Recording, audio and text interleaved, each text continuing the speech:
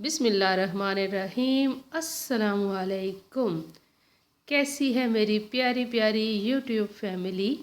मेरी रब से दुआ है कि मेरे तमाम देखने वाले जहाँ रहें खुश रहें और आबाद रहें, मुस्कुराते रहें। तो जनाब, आज मेरी तैयारी हो रही है मसूर की दाल और साथ में चावल बनाने के लिए। तो मसूर की दाल के साथ जब मैं बनाती हूँ तो मैं साथ में थोड़ी सी मूंग की दाल भी शामिल कर लेती हूँ। मिकदार कम होती है, मसूर की दाल ज़्यादा होती है और मूंग की दाल थोड़ी सी एक अंदाज़े से ही डालती हूँ। मिक्स दाल से ज़रा टेस्ट अच्छा आता है मसूर की दाल का। तो मसूर की दाल भी बनाने की तैयारी हो रही है और राइस बनाने की भी तैयारी हो रही है। राइस भी भिगो के रख दी हैं, दाल को भी मैंने टाइम से पहले भिगो के रख दिया था। जो कुकिंग है वो मैंने इकट्ठी स्टार्ट की है। एक साइड पे बन रही है दाल और एक साइड पे बन रहे हैं चावल और साथ साथ में बन रहा है सलाद। तो सलाद की कटिंग भी कर रही हूँ। खीरा और मूली, गाजर, इन सबको मैं काट के तो साथ साथ सारे काम चल रहे हैं। दाल का मसाला भी तैयार हो रहा है क्योंकि दाल का मसाला तैयार होने के दौरान साथ ही में चावल का भी मैंने प्याज ब्राउन कर लिए थे। कटिंग, कुकिंग सब चल रहा है। ऐसे करने से ज़रा आप भी फास्ट रहते हैं और जल्दी आप किचन से फारिग हो जाते हैं और प्रेशर में बहुत सारे काम इकट्ठे करने का मज़ा भी ज़्यादा आता है। मुझे लगता है कि इस तरह काम ज़्यादा बेहतर और इजीली हो जाते हैं। तो मैं जिस तरह चावल बनाती हूँ, प्याज ब्राउन करके साथ ही मसाले वगैरह शामिल कर दूँगी और साथ में मैं डाल रही हूँ इसमें आलू। तो वो मैं शामिल करके और साथ ही चावल डाल के 10 से 15 मिनट के अंदर अंदर ये मसाला तैयार होगा। जस्ट राइस बनने में आपकी जो देर लगेगी, पानी बॉयल होने में, तो तकरीबन 1 घंटे के अंदर मैंने ये सारी कुकिंग कर ली थी और बहुत मज़े के चावल भी तैयार हुए थे और दाल भी बहुत मज़े की बनी। तो आप भी मुझे बताइएगा कि क्या आप भी ऐसी कुकिंग करते हैं, ऐसी ही फास्ट कुकिंग होती है। और फास्ट कुकिंग ही तो सही रहती है, वरना तो हम सारा दिन ही किचन में खड़े रहें। हमने और भी बहुत सारे काम करने होते हैं। ख़ासकर हमने अपनी फ्रेंड्स के साथ गपशप लगानी होती है और बाज़ार के चक्कर लगाने होते हैं। इसलिए हम लोग प्रेशर में और जल्दी जल्दी बहुत अच्छी अच्छी कुकिंग कर लेते हैं। तो ये मैं आपके साथ शेयर कर रही हूँ अपनी लंच टाइम की रूटीन, क्योंकि हम लोग ब्रेकफास्ट और लंच को बहुत प्रेफर करते हैं और बहुत अच्छा करते हैं। रात को किसी का मूड होता है खाना खाने का, किसी का नहीं होता, उसको हम स्किप कर देते हैं। खाते हैं, ये नहीं है कि बूढ़े होने के लिए हमने छोड़ देना है, लेकिन जस्ट हमारा लंच और ब्रेकफास्ट जो होता है वो थोड़ा हैवी होता है।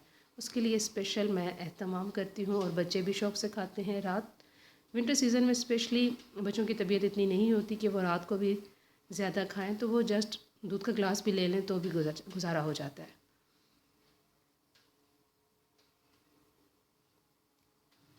चावल भी बहुत मज़े के और मैंने खिले खिले पकाए और थोड़ी सी सब्जियां काटते काटते वैसे ही मुझे शौक़ हुआ तो मैंने चावलों में मिक्स कर दी। जी ये देखिए, फाइनल लुक है राइस की। फ़ौरन ही बच्चे स्कूल से आ गए थे, टाइम बहुत कम था तो जल्दी से मैंने बच्चों को प्लेट में निकाल के दिए। तो चावल बहुत मज़े के तैयार हुए और हस्बैंड के लिए मैंने हॉट पॉट में डाल दिए कि जब वो आएंगे तो आराम से खा लेंगे। सलाद भी देखिए रेडी हो चुका है और दाल भी बहुत मज़े की बनी है। ये बारीक वाली मसूर की दाल होती है, इसका टेस्ट बहुत मज़े का होता है। दाल चावल और साथ में सलाद, सिंपल लंच लेकिन डिलीशियस लंच।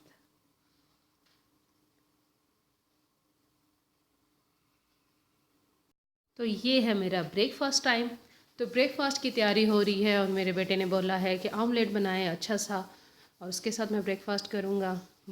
सुबह मैंने आपको बताया था पहले भी कि सुबह फरमाइशी प्रोग्राम चल रहे होते हैं। मॉर्निंग टाइम में बच्चों को स्कूल के लिए उठाने के टाइम पे ही मामा ये वाला एग खाऊंगा, ये वाला नहीं खाऊंगा, तो सबकी पसंद के एग भी बनते हैं, पराठे भी बनते हैं, ब्रेड भी उस लिहाज से होती है क्योंकि बच्चों ने स्कूल जाना होता है। तो मेरे ख्याल में अगर वो नाश्ता हैप्पी हैप्पी करेंगे तो स्कूल में भी वो हैप्पी हैप्पी रहेंगे। तो ये सिंपल सा मैंने सारी चीज़ों की कटिंग की, हरा धनिया, टमाटर सब अपने टेस्ट के लिहाज से आप शामिल कर सकते हैं और मज़ेदार सा मैंने बनाया ऑमलेट। लग भी अच्छा रहा है और बना भी बहुत अच्छा है।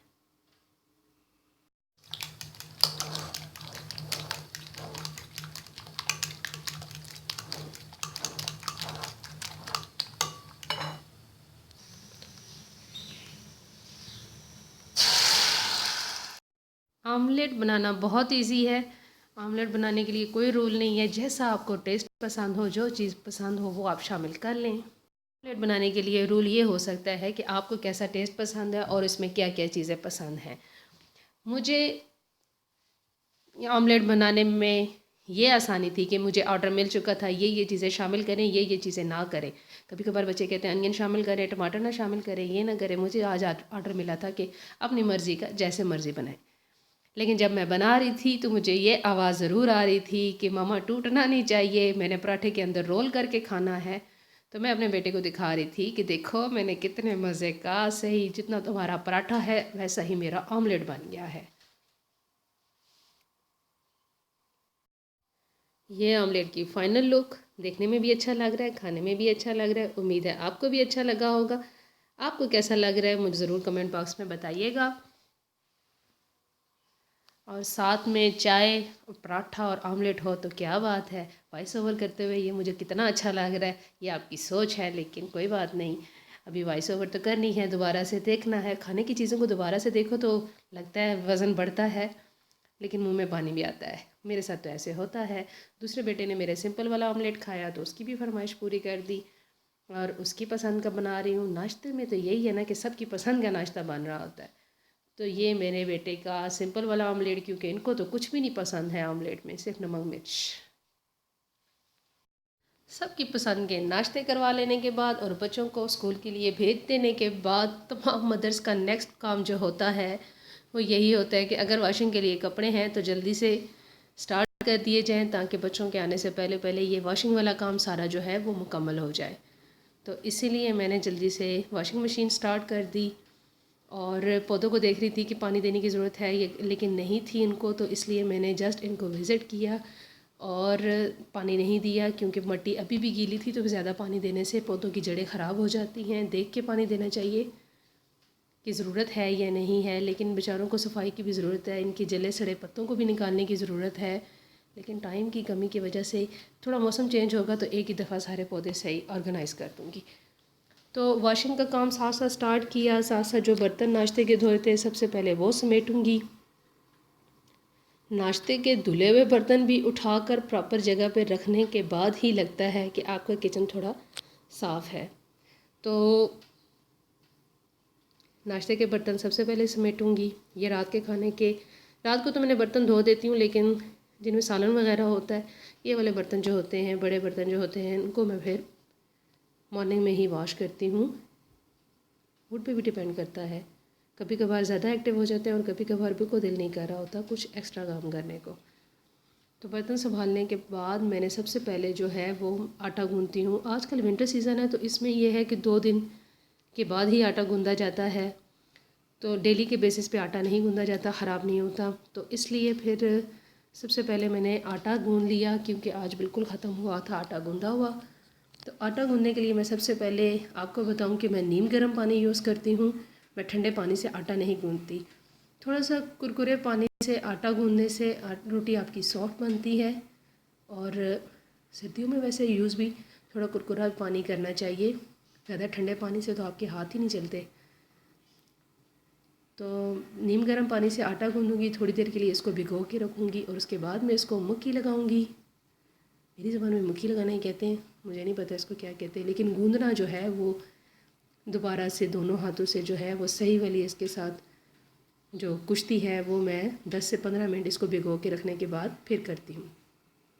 आटा गूंद लेने के बाद, संभाल लेने के बाद तकरीबन टाइम हो चुका है 9 बजे का और साथ साथ में मेरी मशीन चल रही है, कपड़े धुल रहे हैं। और एक ही दफ़ा कपड़े साथ साथ मैं निकाले जा रही हूँ कि जो साबुन वाले धुल चुके हैं, लेकिन जो पानी से नथारने वाला काम है वो इकट्ठे पानी सारे कपड़े जमा करके उसके बाद मैं इनको नथार के फिर रख लूँगी। रात को आई थी सब्ज़ी, बच्चों ने और सब ने मिल के बैठ के मुझे मटर छील दिए। अब छीले हुए मटरों को संभालना और हरे धनिए को संभालना ये मेन काम था। तो किचन के कामों में सबसे पहले अगर सब्ज़ी आई हो तो मेरे ख्याल में मुझे मॉर्निंग टाइम में सबसे पहले संभालना ज़रूरी होती है। अगर ये ना संभालूं तो फिर सारा दिन रह जाता है ये काम। तो मैं सबसे पहले हरे धनिया को संभाल के रखूँगी। जितना ज़रूरत होता है मैं उतना ही वॉश करती हूँ, मैं सारा नहीं करती।